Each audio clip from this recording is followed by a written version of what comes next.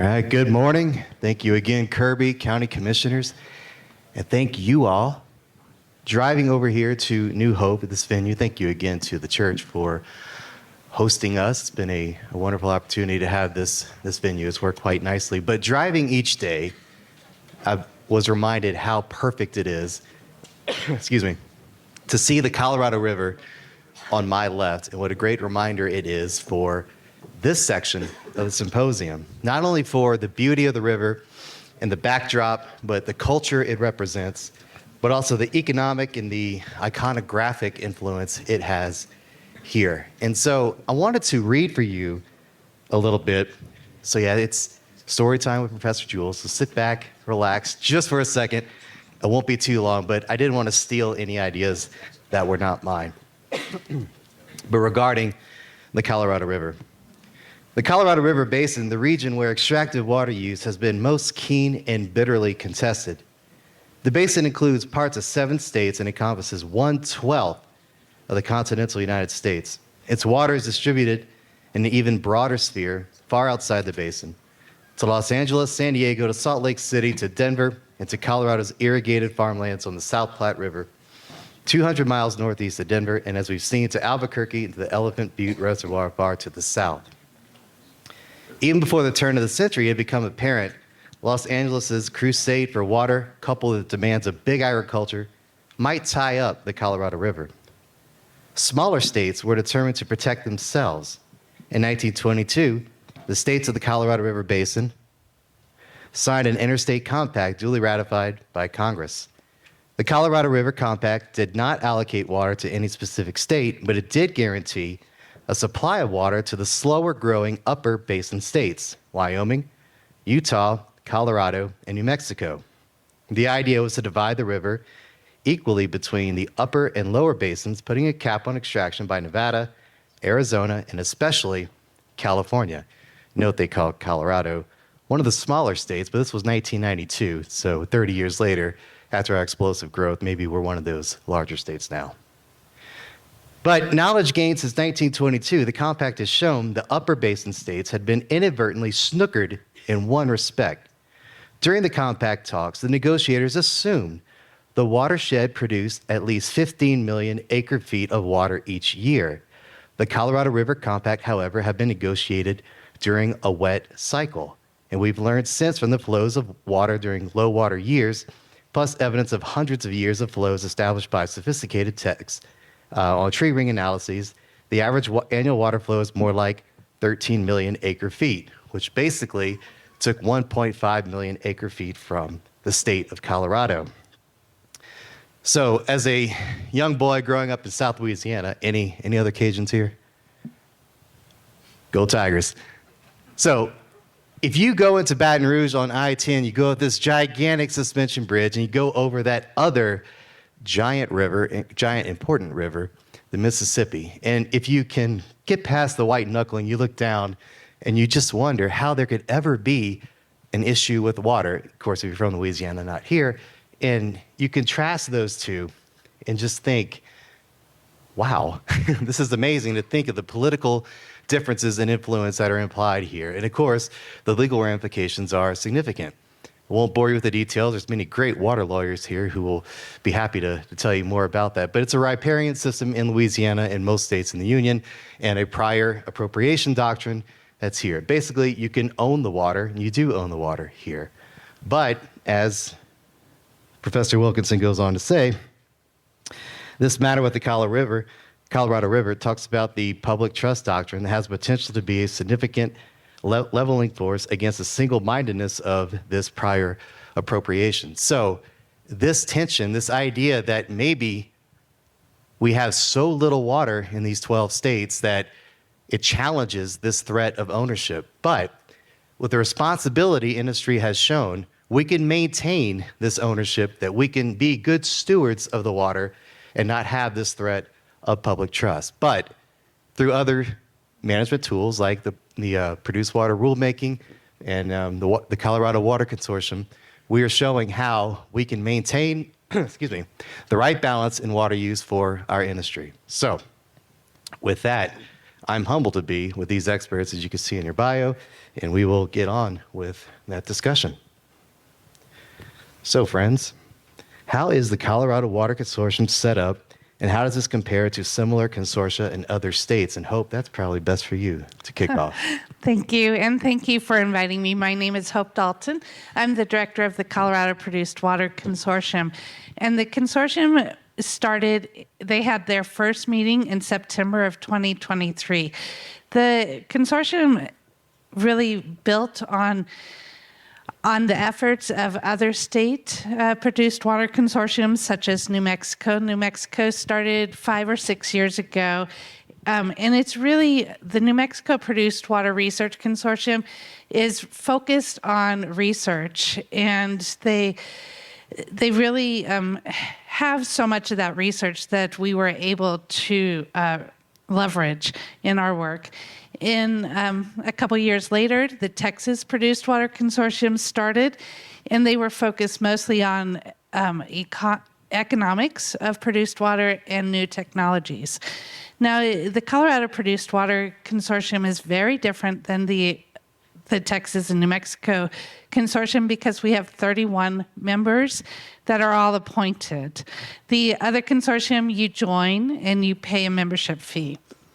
In Colorado, 3 members are appointed by the House, 3 are appointed by the Senate, 3 are appointed by Executive Director Gibbs from the Department of Natural Resources. And unlike New Mexico or Texas, which are based in research institutions of higher ed, the Colorado Produced Water Consortium is based in the Department of Natural Resources. And so we have access to legislators and state agencies that make rules and regulations.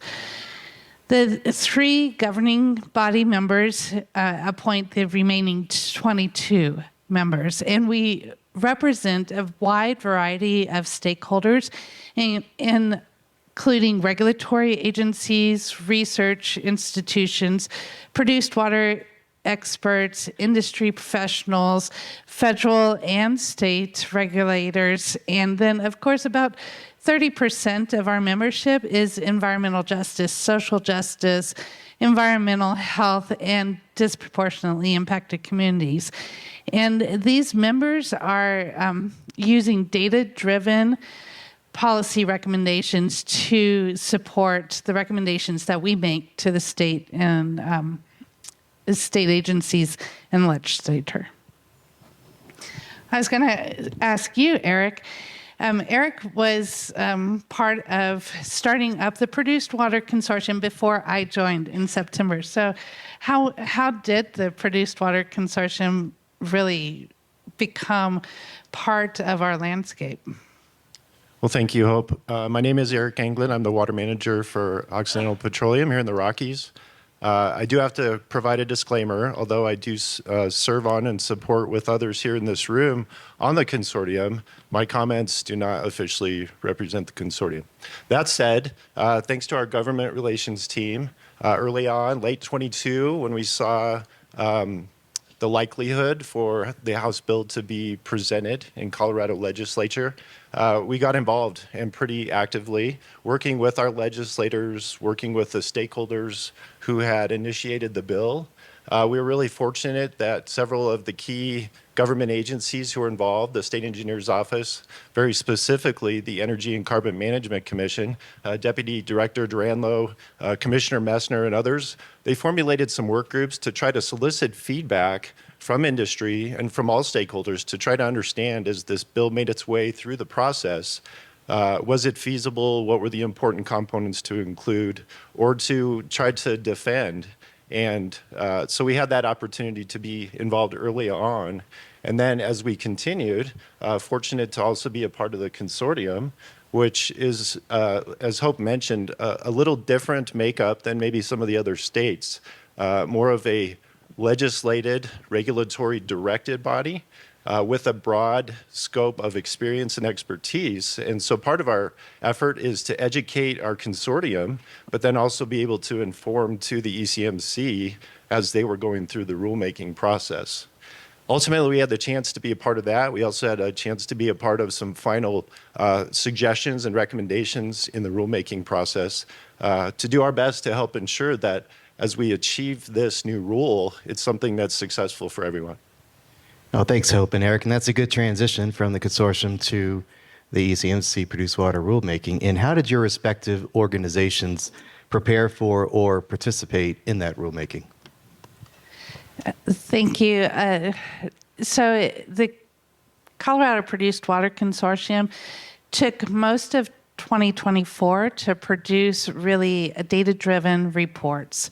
And we produced 7 data-driven reports ranging from what is the regulatory landscape now, how much produced water is available, what's our infrastructure look like, what's the needed infrastructure look like predicted to be.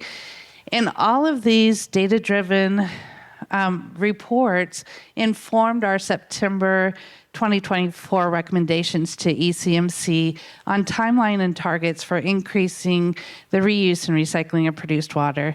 Ultimately, as we increase the reuse and recycling of produced water, we are hoping to meet our main mission, which is to decrease the use of fresh water in oil and gas activities. And so the consortium's role in the produced water rulemaking essentially ended in September of last year when we made the recommendations to ECMC. We're very thankful for ECMC recognizing the contributions of the consortium members' work and incorporating these timeline and targets into the straw dog of the produced water rules, which eventually were incorporated into rules which will be promulgated April 30th of this year. Yeah, I'll just say, well, first off, Tyler Gillam, Director of Drilling Completions at Terra Energy Partners. How we participate in the consortium is one of the members actually works for us, works in our regulatory department, Jeff Kirtland. I'll call him out. And he's been instrumental in helping educate the consortium on everything we do at Terra and really just in the Piceance as a whole. As Roger mentioned earlier, when he was standing up here, for the last 20 years, people have recycled water in the Piceance, and that's kind of been the foundation of the asset out here. And there's a lot of existing facilities and pipelines that we've expanded and taken advantage of. And so educating folks in the consortium on our business, not only do we produce a lot of gas, we produce a lot of water that we have to manage, and we manage that for beneficial reuse, and we also just try and grab some economies of scale with it and reuse it in frac as well. Oh, thank you both. Do any of you have any comments on overall feelings and direction since the produced water rulemaking in your companies, in industry overall, or observations from the public or stakeholders? Yeah, I'll comment. It was a thorough process. It wasn't perfect, but I think it was as good as it could be given the timing that was defined in the legislation, the process to get to the solution. And I think some of the things that were critical that were included in the final rules involved, rather than at the OGDP level, meeting recycle targets, the targets would be annualized and across a basin that an operator operates. So if one pad is infeasible for recycle, another pad may be very feasible. And so on average, we can meet those targets, which gives us the opportunity to be successful without being too impactful in those areas that we operate. Another good thing were the credits that were defined, an opportunity to recycle even more than we necessarily have to by regulation. And I think that's a positive incentive for the industry to do even better, not just for the sake of a credit, but really to improve and enhance that basin, that community where we're operating. So we'll have time to digest and see the consequences and unintended consequences of some of the targets and the timeframes. But I think some of those things that came out of it are very good and achievable for us. Oh, well said. Thank you. Let's move over to your slides, Tyler. You put this together, and I think it'll be nice to describe TEP's overall water recycling program in the Piceance Basin. Yeah, I think for us, we've always recycled water. Like I mentioned, all the operators have. And so, kind of backtracking just a second there to the overall feeling coming out of it for us, it was how do we continue to do that within the guidelines of the new rules. And one of the big things that has affected us is this environmental screen 2.0 and the DIC layers. And as you can see on the screen, we have a pretty vast water infrastructure that we've actually added a recent new pipeline in up north to continue to use 100% recycled water on fracs up in Rio Blanco County, where we got a rig up there developing and an active frac crew right now. And so it's key for us to be able to connect all these centralized facilities together in order to capture the produced water off of wells, process it, and then turn around and ship it to whoever the end user is, whether it's a disposal well or whether that's the frac crew. So infrastructure is key, and you can see the green layer on this map right here is the new 2.0 DIC layer, and about 70% of our infrastructure, and we have over 500 miles of pipeline that we manage for produced water, now is within that DIC. And so it makes permitting new facilities to continue recycle with development that much more difficult. And so, that's just one thing I wanted to point out is one of the hurdles that we now kind of have to overcome in lieu of the rulemaking. And flipping to the next slide, in the Grand Valley area, and these facilities were put in probably close to 20 years ago and permitted. We have two main water facilities that we take all of our water off our wells to. They go through gravity separation, so they separate it on pad. We send the water down a pipeline. They go through gun barrels and further separation in the tanks, and it's all tied to high efficiency destruction combustors. So very low emissions. They're fenced in. A lot of these facilities are very quiet, very safe, and these two main facilities use a technology that we've used for years in the basin called dissolved air flotation, where we actually take whatever residual hydrocarbons left over in the water before it goes into these open air pits, and we flock it together with a chemical, and then we use tiny air bubbles to enhance separation at a higher throughput rate. And so we use that to process the water even further, and then we store it in these facilities for either reuse with hydraulic fracturing or to be able to ship it to a disposal well, just to manage our water balance levels within the confines of our infrastructure. Recently, as we've continued to develop, we've worked kind of hand in hand with CDPHE. They have a process called RACT, which is basically you do an assessment about reasonable attainable control technology. So what's the best way to continue to do what we do and do it the least amount of emissions? And recently, through development, we've needed to increase some of the thresholds we have at these existing facilities that were originally permitted under construction permits. And we worked with CDPHE to implement the use of covers, which put a vapor-tight sill on top of these open-air pits. And we did that to virtually eliminate all emissions off of these pits. You can see that there's an overhead line there, kind of on the top right picture, that's a vent line tied to some combustion. And to be quite honest, since we've installed probably 4 or 5 of these things, we've yet to see it build up any vapor pressure. And the reason for that is because it goes through 3 forms of separation before we ever even put the water in the pit. So very low emissions to begin with, and then not seeing much pressure build up under these covers since we've put them in operation in order to increase our permitting throughputs. Nice. Thank you, Tyler. Now, let's not lose the audience here, because not everyone is super smart engineers like you and Erik. But how does the chemistry and quantity of produced water vary between basins? How does that affect treatment options? Y'all stay with me now. Go. I think I'll take that one. Kind of back to what I said earlier, it's important to note the differences between the Wattenberg and the Williams Fork Formation, which all the operators in the Piceance drill. And like I said, we produce a lot of gas, but we produce a lot of water too. And it's a non-potable water, but it does have a lot of dissolved solids in it, in about the 20,000 range, and it does have quite a bit amount of chlorides in it as well. And so for us, it's beneficial to capture that water and reuse it to put it back in the native formation that we have, because if we use fresh water, then we have to treat the salinity, bring in chemicals to treat it so it doesn't affect the shales and swell the formation that we're stimulating to produce gas from. So I think it's important to note that, there's an economic benefit there for us to reuse the water that we're producing from that very same formation. Not only do we have to purchase fresh water, but it gives us a lot of scale to sort of capture that and minimize cost and really just do what's right by the environment at the same time. Yeah, for the DJ.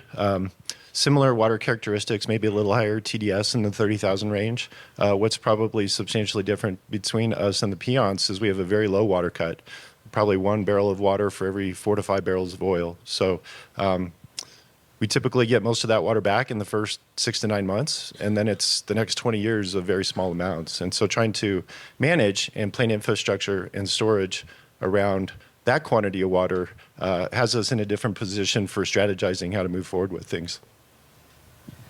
Well, and speaking of that, what are the main contaminants in produced water, and how do they impact treatment processes? For that question, you really need to consider what are the final uses or what are the purposes to apply that water. And I think in most of our operations, because there's just frankly not enough produced water, we're considering infield use primarily, not outfield. But with that, some of the things that we'll focus on include iron. We want to make sure we get iron out of the water. It tends to hold bacteria. It tends to accumulate T-norm, those kind of things. So we want to address that. We want to address the TDS as best that we can.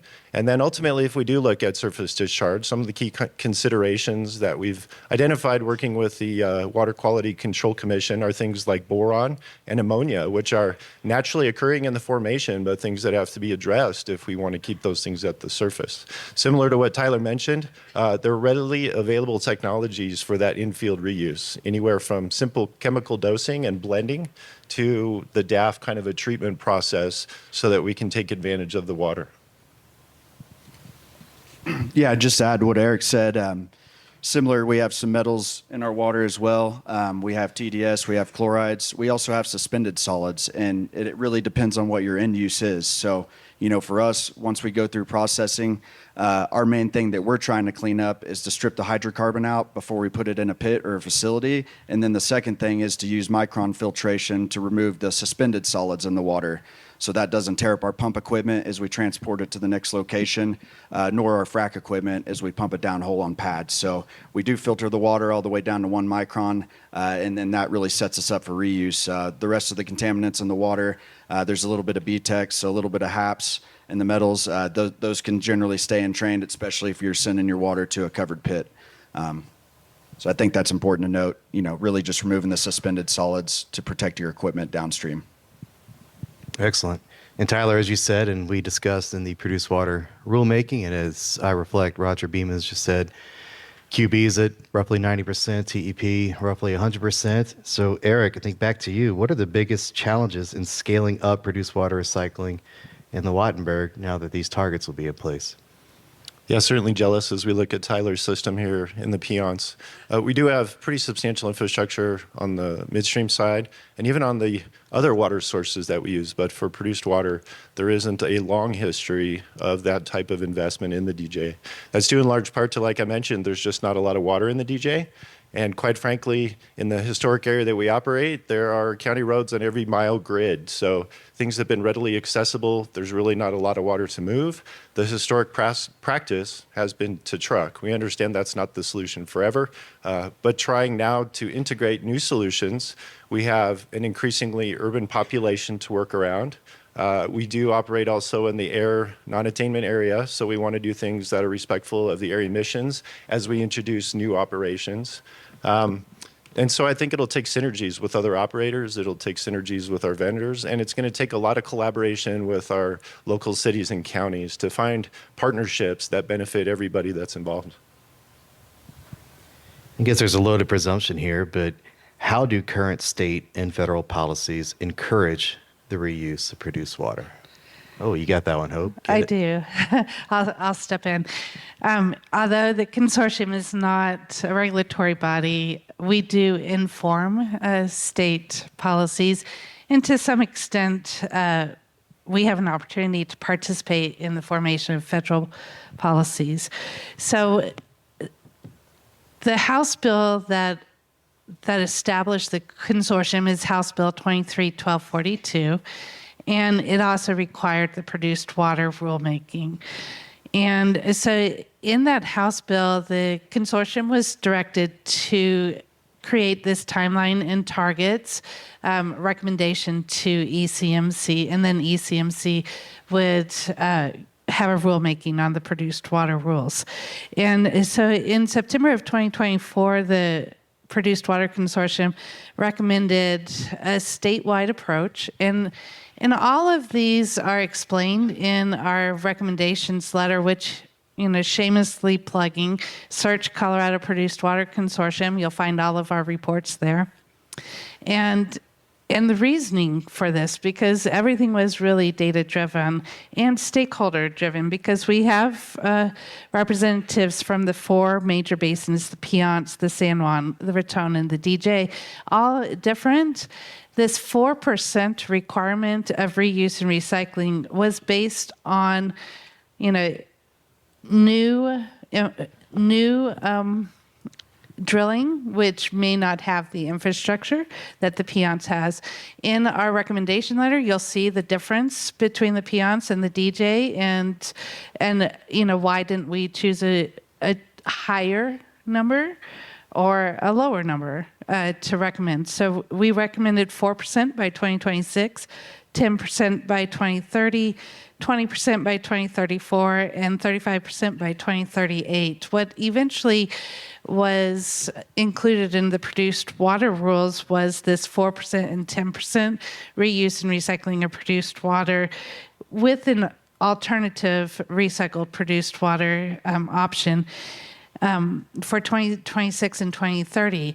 The data has several limitations, and so we've asked, and ECMC has invited us to explore, what does the data say for these higher numbers in 20% and 35%. So annually, the Colorado Produced Water Consortium will review the produced water rules based on new data. And so that's some of the new data requirements that you'll see in the produced water rules, is so that we can have these better recommendations, more specific recommendations. As far as the federal policy, 40 CFR 435 subpart E, hopefully you guys already know what that is. You all know that one, right? I know. You said we would have lost them for the engineering, but now it's the regulations. But it's the discharge of produced water into waters west of the 98th meridian. If those waters, the produced water, is used for agriculture or wildlife propagation. The EPA is starting a multi-year stakeholder process to review this 40 CFR 435 subpart E. And I believe if the consortium doesn't participate directly, we will participate through our EPA representative that is on the consortium. Great, thank you. We have about 3 minutes for our last major question and 3 minutes for questions after that. So team, if all you can take a crack at this one. When considering the new ECMC produced water rules, what do you think will be the biggest implementation challenge? And I'm guessing that could be comfort with timing with the targets, collaboration with smaller or larger operators in your basin, reporting or interagency interactions, or what do you think? I'd say internally we recently did a water share with Laramie, and we have a lot of collaboration within the Piceance because we all produce a lot of water and we're willing to share it, and there's a lot of opportunities for beneficial reuse. I think our biggest challenge, even prior to the new rules coming into effect with the DIC layers, was obtaining air permits. And I'll give an example of a pitcher's mound permit, which we permitted to recycle 100% water for our fracs up in Rio Blanco County. We got through the OGDP, we got the Form 28. We then got BLM approval, and we got all the county permits, but then we waited 2.5 years before we got the air permit approved. And that changed our development plan, and we had to pivot away from what we were planning on doing with 100% recycled water up there because we didn't get that permit in a timely manner. So for us, that's really been the biggest challenge, and we're willing to do what it takes to reduce our emissions to the lowest amount to continue to be able to recycle water with new development. I'll let you close. First of all, I'll say I think, I can speak confidently, our company is up for the challenge, and I think our industry is. Has been discussed through this conference, a lot of legislation that's led to regulation. It's hard to adjust, but the industry finds a way, and so I'm proud of the great people that'll work on this to solve it. As far as challenges, Hope kind of alluded to it a little bit. There are stair steps in the recycle goals. That does afford us time, which is a good thing because there'll be known and unknown consequences that we need to address. Particularly for the DJ, again, we don't have a lot of water. So when we talk about 20 and 35% recycle, I don't know where that water will come from. And those are things that we'll have to figure out as we get down the road. But we're excited about the process. We're excited about the opportunity to work with great people, both in the consortium, the ECMC staff. I'll just call out Director Duranlo again. The other day, he mentioned the idea of treating produced water as a resource, whether that was philosophical or maybe in a regulatory manner. Historically, it's been treated as a waste. So what does that look like? Those are all things that, again, time will help us figure out. And if we can figure those things out, then we can be successful. 30 seconds, Hope. Thank you. So the consortium is really a collaborative, data-driven organization, and I think our biggest challenges are we've identified a litany of barriers to increasing the reuse and recycling of produced water, and also the availability of data and data transparency. All of these things we need so that we can best inform these recommendations. Fantastic. And with that, I will yield to you all. We've got about 3 minutes for questions. Hello, I'm Carmia Woolley with the Bureau of Land Management. So Tyler, Erik, earlier you spoke a little bit about your current development, production, and the formations, but I'm curious. Eastern Colorado tends to focus on the Niobrara as the targeted formation. West Slope, it tends to be more of the Mesa Verde, Mancos, Williams Fork, right? But it's starting to produce from the Niobrara. And my understanding is even on the West Slope, the Niobrara tends to not be really a water-bearing formation. So can we speak apples to apples and have you both discuss what are the water-bearing formations? I think historically in Eastern Colorado, the formations that were targeted did produce more water. Just curious how those compare. Before you guys answer, just for transparency's sake, Carmia is a consortium member. Yeah, I think great question, Carmia. And the Niobrara below the Mesa Verde is a deep, hot, dry gas play, which is mostly methane and CO2, and those wells do not produce near the amount of water as Mesa Verde development. As Roger alluded to, they're mostly focused on Mesa Verde development. I know Laramie is as well, and I can speak for Tara in that's our primary focus for the near-term future. It takes a higher gas price to unlock Niobrara, and I think one day that will be unlocked when we need those resources to be. And then we can support that development with the legacy production from the Mesa Verde to the best of our ability. I think in our case, there aren't necessarily other formations that are oil-bearing and also substantial water-bearing. It'll be something we continue to look into, but those potentials are at least not on our near-term horizon. Great question, by the way. Awesome. Thank you all very much. Appreciate that. A round of applause for our panel here. Mic drop.